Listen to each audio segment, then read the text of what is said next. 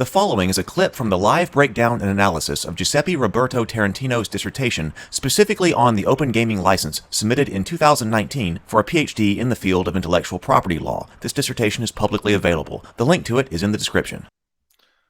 So let's say, was the OGL needed at all? An obvious question to ask about the OGL is, why was it needed at all? The short answer is that two related factors made the OGL a compelling proposition for both Wizards of the Coast and its audience. First, and still is, the ambiguity involved in trying to determine the extent of copyright protection for RPG game material. And second was the perceived history of TSR, Wizards of the Coast's predecessor as owner of the D&D game, as an aggressive enforcer of intellectual property rights. Both aspects of that short answer require further explanation. It's sometimes taken as axiomatic that copyright law does not protect game rules. As Bruce Boyden has noted, copyright law has developed a very simple black and white black letter rule. Games are not copyrightable, though he stresses that it is a rule that begins to fall apart on closer examination. Similarly, Pamela Samuelson has noted that U.S. jurisprudence contains a series of cases holding that games, rules, and tactics cannot be protected by copyright law, though she highlights that the cases are quite spare in analysis, and that none of them offered any explanation as to why copyright did not protect games and rules. Boyden states that the origins of this rule against copyright in games are lost in the mists of time, with even the earliest cases referring to the rule without discussion, as though it were obvious.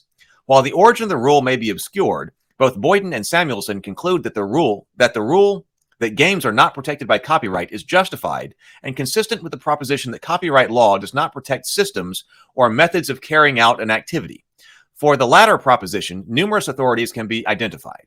As Samuelson notes, the U.S. Supreme Court decision of Baker versus Selden involving a plaintiff who unsuccessfully sued for infringement of the copyright in his book describing a bookkeeping system is often cited as an authority for the notion that U.S. copyright law does not extend to systems of methods or practicing an activity. That notion was ultimately codified in U.S. copyright law. 17 U.S.C. section 102B, is that the way you read that? Which provides that in no cases does copyright protection for an original work of authorship extend to any idea, procedure, process, system, method of operation, concept, principle, or discovery. In Commonwealth jurisprudence, similar authorities for the proposition that systems and methods cannot be protected by copyright are found in the English case Holland-Rank versus Truswell, which held there was no copyright in a sleeve chart used by tailors. And the Supreme Court of Canada decision in Cuisenaire versus Southwest Imports Limited, holding the plaintiff's method for teaching mathematics using colored rods was not a work for the purpose of the Copyright Act, and noting that carrying out the method for teaching mathematics described by the plaintiff constituted only the use of the plaintiff's ideas, as well as the Copyright Act in Canada itself, stating that using any method or principle of manufacture or construction does not constitute infringement of a copyright in a work.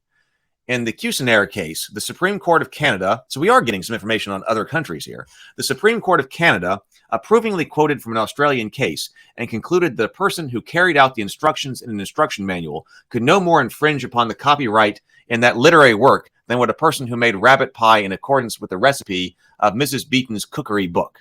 One might analogize that the rules of a game to a set of instructions or systems for playing the game, so conclude that copyright protection does not extend to game rules. Samuelson regarded the exclusion of games from copyright protection as consistent with the rule of excluding systems from copyright protection, which she explains is critical for preserving the public domain, promoting the ongoing creation and dissemination of knowledge, simulating competition and innovation in the workplace, and maintaining a proper balance between the rights of authors and the rights of the public in international intellectual property law. On Samuel's account, the rule against copyright protection in systems played a role in maintaining a sphere of activity free from copyright concerns, illustrated by examples such as performing accounting calculations, cooking rabbit pies, and teaching mathematics using a system of colored rods, each informed by the description of the system but not infringing whatever copyright might exist in that description. Bowden's conclusion is premised on the notion that systems are shells into which the user pours meaning, and that the game qua system is best understood as a mechanism for facilitating expression by the players, but does not itself constitute protectable expression. But then, assuming the statement games are not protected, but then assuming that the statement games are not protected by copyright is true, why would a copyright license be required in order to permit anyone to reproduce or otherwise make use of game rules? Because as alluded to in Boyden's statement first noted at the beginning of this part, the abstract rule that games are not protected is complicated to apply in practice, with many aspects of any particular game occupying an ambiguous zone between protected expression and non-protectable ideas, systems, and methods. While a game may not be protectable by copyright, the various means by which the game is expressed may very well be protected. And that comes down to the difference between what is our mechanic versus the expression of the mechanic, right? We've talked about that a lot. So we were coming up upon this incredible difference between the game itself and the expression of the game. Boyd notes that the constituent elements of a game, such as the rule sheet, the board game, and the pieces, are capable of being protected by copyright. Put differently, while game mechanics are not protected by copyright, the particular form in which the rules are expressed may be protectable, assuming the satisfaction of other prerequisites for protection, such as originality, and subject to other limiting rules, such as the merger doctrine. As are other elements of the game, such as illustrations and graphics, elements on game boards. Video games offer particularly thick examples of games, and few would question the proposition that software code, on-screen images, including depictions of characters, and even plots of video games can be protected by copyright. As Boyd has highlighted, the uncopyrightable core of a game consists of the system that underlies the game and the playing of the game itself. That being said, the analysis involved in drawing distinctions between unprotected ideas, unprotected game mechanics, unprotected merged expression, and protected original expression is a convoluted, even arcane one, and it's not clear how plausible it is to expect a non-specialist to apply in the context of RPGs. And as noted above, RPG rulebooks routinely run to the hundreds of pages that contain lengthy articulations of the notionally unprotected systems which make up the game.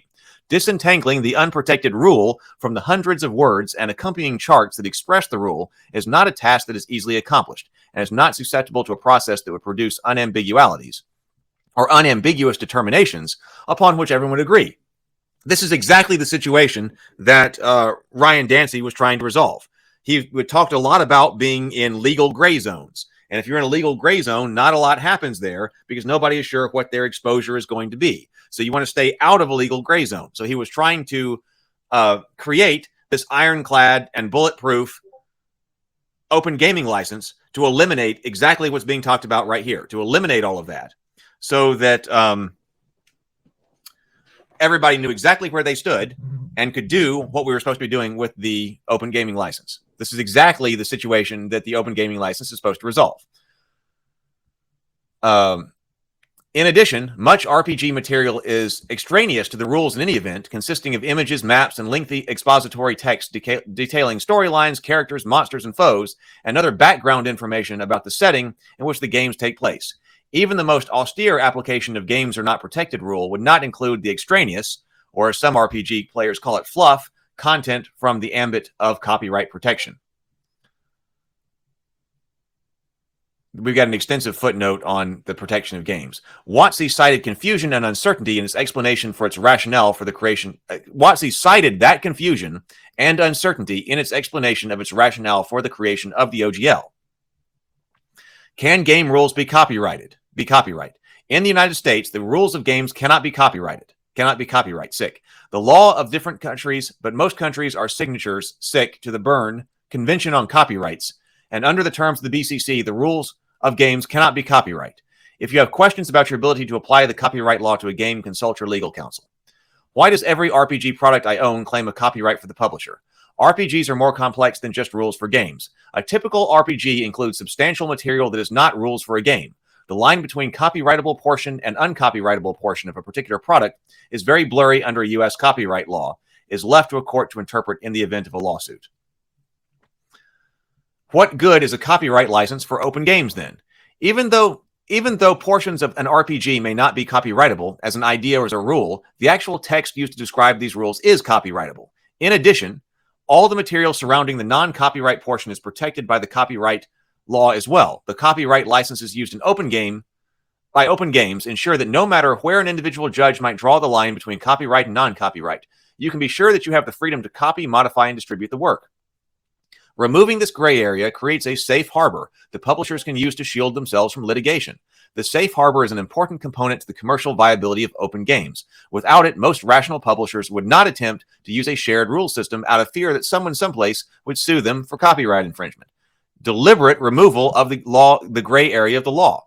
Another very valuable right you gain from an open game is the right to make a derivative work based on somebody else's copyright. Without that, you cannot legally make and distribute a derivative work. Since RPGs are often self-referencing, meaning you can use one part of the RPG to indicate how another part works or intersects with other players or interacts with other players during the game, RPGs are essentially chains of linked derivative works. By giving you the right to make a derivative work, the open game license allows you to extend or modify those chains as you see fit. WotC also alluded to the history of aggressive copyright and trademark enforcement by previous owners of D&D, stating that reliance on an informal agreement among publishers would be viewed as too risky by many RPG publishers who possessed relatively modest financial resources and would be unwilling to run the risk of potential ruinous copyright disputes. The use of the OGL meant that the creators and publishers could rely on a formal, explicit agreement describing how to use copyrighted material owned by others without triggering lawsuits or threats of litigation. They wanted OGL creators and publishers to be able to rely on this formal, explicit agreement describing how to use copyrighted material. The need for the OGL was framed by reference to implicit communal understandings derived from the nature of RPGs.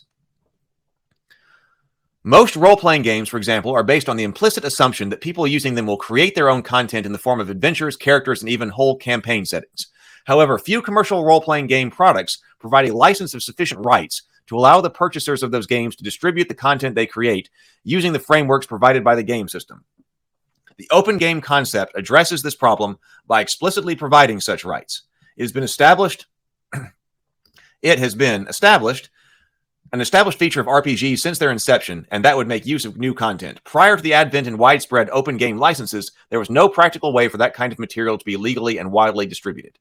Ryan Dancy has also stated that in his view, the heart of the OGL is that it gets rid of the legal gray areas, which is what we were just talking about, and which have plagued RPGs from the beginning. It has always been dangerous to publish RPG content that isn't derived from an entirely new game system. The OGL tears down that ambiguity and legal risk and says, if you do X, Y, and Z, you can do A, B, and C totally legally. That unlocked a tremendous amount of capital to invest in game publishing. Unlocked a tremendous amount of capital to invest in game publishing that otherwise would never have been committed due to legal risks.